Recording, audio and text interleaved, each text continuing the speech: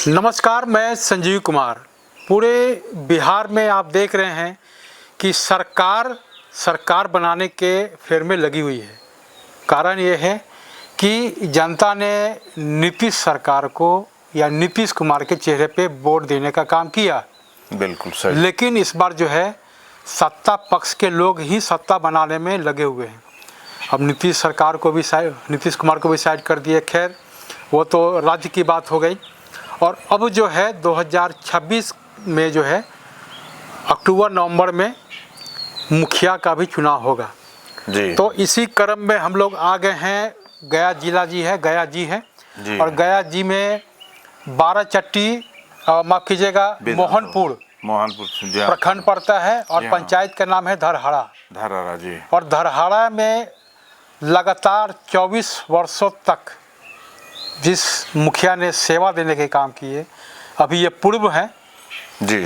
तो जानते हैं कि जब आप मुखिया थे तो आपके रीजन में क्या कुछ डेवलपमेंट हुआ, विकास हुआ, और अभी जो वर्तमान में जो समस्या है जी जी क्या समस्या है। क्योंकि आप लोगों से मिल भी रहे होंगे, लोग आपके पास भी आ रहे होंगे, आप भी लोगों के पास जा रहे होंगे जी। हाँ। तो कई तरह के शिकायतें भी सुनने के लिए मिल रहा होगा। तो पहले तो मुखिया जी मोहम्मद अब्दुल रशीद खान जी पहले तो आपको बहुत बहुत स्वागत करते हैं जी। अच्छा, ये बताइए कि जब आप मुखिया थे तो आपके नेतृत्व में लगातार 24 वर्ष तक रहे जी। क्या कुछ डेवलपमेंट करने का काम किया पूरे धरहरा को लेकर? जी हाँ। जवाहर रोजगार चला तो हम ही लोग से 1988 से शुरू हुआ और उसी समय से समझिए कि विकास की कुछ लहर आई। और जब नीतीश कुमार की सरकार आई तो काफ़ी फंड आया और काफ़ी जो है सो समझिए विकास का काम हुआ। जैसे पेयजल का हुआ, स्वास्थ्य का काम हुआ, रोड का काम हुआ।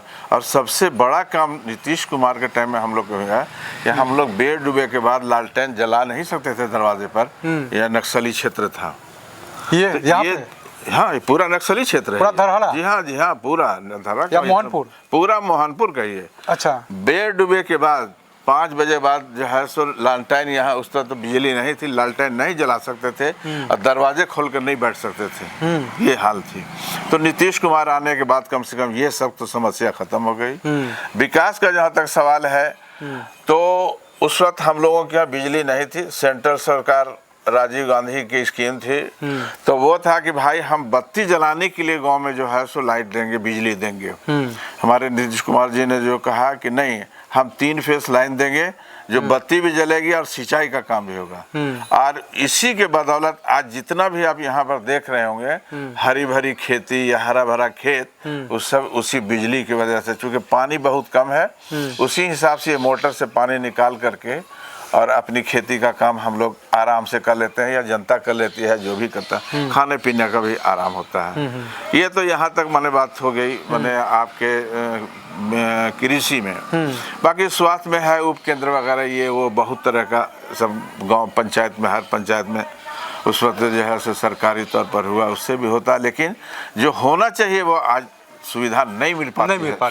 कारण क्या है? माने जैसे डॉक्टर नहीं आते और एनएम में जो है वो नहीं है, वो आई और अपना चली गई है। ये सरकार का निर्देश है कि आप वहाँ पंचायत में जो आपका सेंटर है, आपका जो स्वास्थ्य केंद्र है, उस पर आप रहें और जब जरूरत जनता को आपको खबर करे, जनता आपसे फायदा ले या आप जनता की फायदा कीजिए। तो वो रह नहीं पाते हैं तो थोड़ा सा परेशानी है इसके लिए समझाने। और बाकी जो है रोड का सवाल है, रोड पहले बहुत बुरे हाल में था, अभी तो रोड बहुत अच्छा है। जिधर देखिए अपना गाड़ी जहाँ 3-4 साल पहले जब इस क्षेत्र में हम आए थे जी तो मोहनपुर आने के क्रम में मुझे लगता है कि जो 10 मिनट का सफ़र है, हमको लगता था कि आधा घंटा से प्लस समय लग जाता था। रोड की स्थिति बहुत 12 चट्टी से मोहनपुर, हाँ, वो करीब लगता है कि 15 किलोमीटर या 12 किलोमीटर है। इतना खराब था कि कहा नहीं जा सकता। जो आप बोल रहे हैं कि हमको माने 10 मिनट का रास्ता 30 मिनट और 50 मिनट लगता था,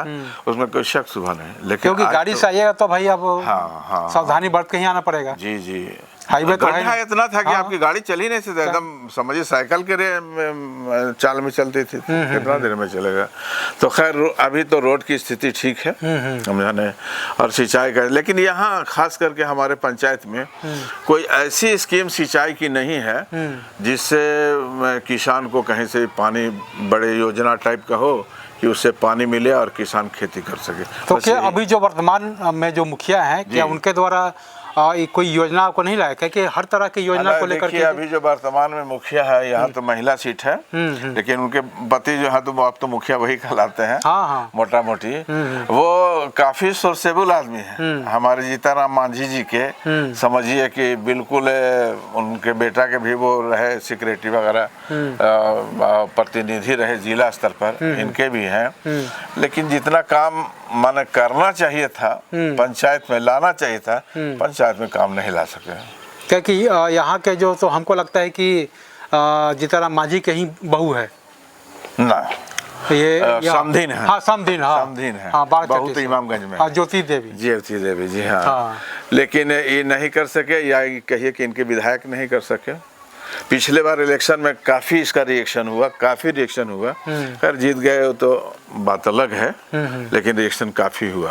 और जैसे मिलना जुलना जनता का उतना नहीं है, आम जनता से मिलना जुलना नहीं है, वो खास लोग से अपना मिले जुले अपना। तो इस बार आपका क्या प्लानिंग है? जैसे आप 24 साल तक जनता का सेवा की और फिर जो है अक्टूबर नवंबर में चुनाव है, तो इस बार आपने क्या मन बना है कि क्या इस बार फाइट करेंगे? नहीं, हम या कोई अपने प्रतिनिधि को फाइट नहीं करेंगे। मेरे अपने परिवार में नहीं कोई है, समझा रहे, और जो भी लोग हैं वो पढ़ाई लिखाई में हम इससे इंटरेस्ट नहीं रखते हैं। लेकिन हाँ ये है कि अपने समाज से या अपने जो ग्रुप से कोई आएगा तो उसको जहाँ तक हो सकेगा मदद किया जाएगा। तो कहीं ना कहीं आपके जो विचारधारा के लोग जो मानने वाले होंगे, आप उनको समर्थन करेंगे। बिल्कुल। और समर्थन करने के बाद करते भी हैं, जी, करते भी हैं। तो कहीं ना कहीं आपकी पूरी है कि भाई अगर परिवार में नहीं है तो कोई आपके जो विचारधारा के मानने वाले हैं उसको आप जिताने का काम जैसे सर 24 वर्ष गुजारे और बोलते हैं कि बत्ती नहीं जला सकते थे, वैसी हालत में हम बिल्कुल एकदम सही हालत में रहे, दबके माने नहीं रहे। जनता से हमारा इतना अच्छा लगाव था कि किसी टाइम में भी, उस टाइम में भी, रात हो या दिन हो, हम उनके सेवा में पहुंच जाते थे। और आज भी कभी कभी वैसे मेरे लोग जो हैं वो जिस समय आते हैं हम उनकी सेवा में तैयार हैं, चाहे रात हो या दिन हो, कोई बात नहीं है।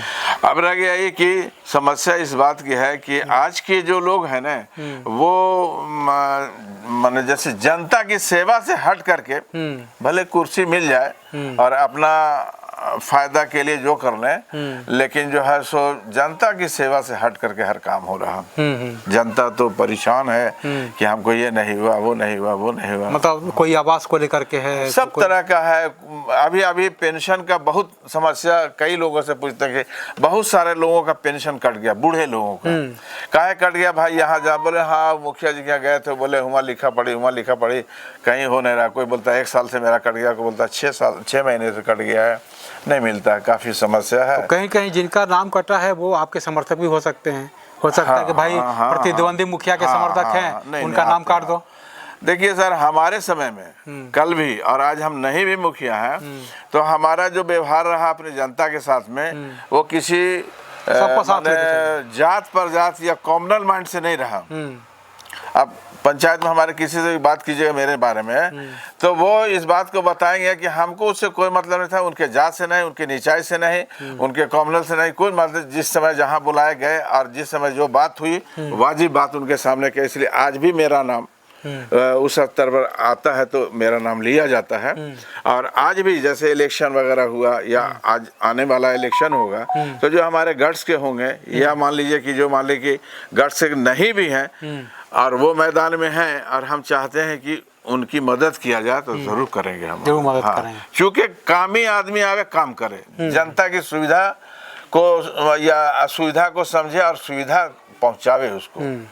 मेन मकसद तो ये आपकी प्राथमिकता होगी। जी हाँ। तो आपने सुना कि जिस तरह से इनका कहना है कि जो हमारे विचारधारा के मानने वाले लोग होंगे निश्चित तौर से मैं उनको समर्थन करूंगा करेंगे और उनको भी कोशिश करेंगे जो डेवलपमेंट विकास हमारे रीजन में हुआ है हाँ उससे बढ़ वो उससे बेहतर हो। क्योंकि अभी जो वर्तमान की जो जनप्रतिनिधि हैं उसे कई लोगों का कहना है कि भाई अब चाहे पेंशन को लेकर के हो, आवास बहुत को तरह लेकर का, के हो, बहुत तरह की या कई तरह की समस्या है, इनसे थोड़ा सा निराश दिख रहे हैं। हाँ हाँ, हालांकि तो काफी कहीं न कहीं- पावरफुल है, लेकिन जी। उसके बावजूद भी नहीं हो लेकिन पाता। फिर भी नहीं हो पा रहा है। तो कहीं ना कहीं इनका मन है कि अगर इस बार चुनाव नवंबर दिसंबर में जब होगा तो निश्चित तौर से जो हमारे विचारधारा के लोग मानने वाले होंगे, मैं उनको समर्थन करूंगा। बिल्कुल, बिल्कुल, और इस बार जो वर्तमान मुखिया है उनको हराने का कोशिश करेंगे।